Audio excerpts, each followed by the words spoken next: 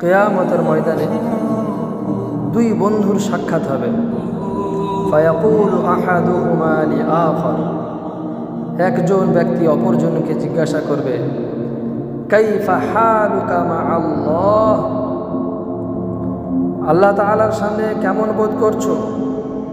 সে ব্যক্তি বলবে, আমার নিকট শুধুমাত্র একটি নেক আমল রয়েছে।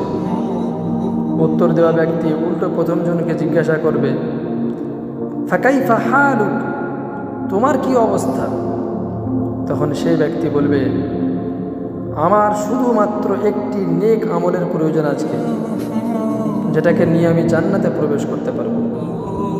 সেই ব্যক্তি তখন তার বন্ধুকে বলবে, খুদ হাসানাতি তিলকা, তুমি আমার এই একটি নেক আমল রয়েছে এটাকে নিয়ে যাও, ওয়াদখুল বিহাল জান্নাহ, এবং তুমি এটাকে নিয়ে জান্নাতে প্রবেশ করো।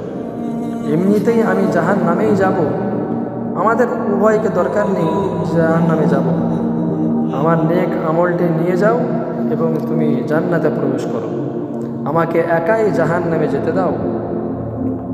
হঠাৎ আল্লাহ তাআলা তাদের উভয়কে ডাক দিয়ে বলবেন, মাযা ফাআলতা মা সাহিবুক, যেই ব্যক্তির কাছে একটি নেক আমল ছিল তাকে বলবে, তুমি তোমার বন্ধুর সাথে কি করছো? তখন সেই ব্যক্তি বলবে, ইয়া রাব্বি আ'তাইতুহু হাসানাতি লিয়াদখুল বিহাল জান্নাহ, হে রব, আমি আমার একটা নেক আমল তাকে দান করে দিয়েছি, যেটাকে নিয়ে সে জান্নাতে প্রবেশ করবে।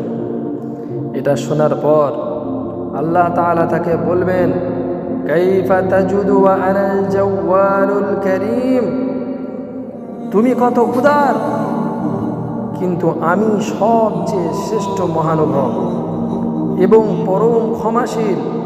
কুল সাহিবুকুম, তুমি তোমার বন্ধুকে ডাকো, ওয়াদখুল বিহিল জান্নাহ, এবং তার সাথে তুমি জান্নাতে প্রবেশ করো। ফাকাদ গফারতু লাকুমা, আজকে আমি তোমার সমস্ত গুনাহকে ক্ষমা করে দিয়েছি।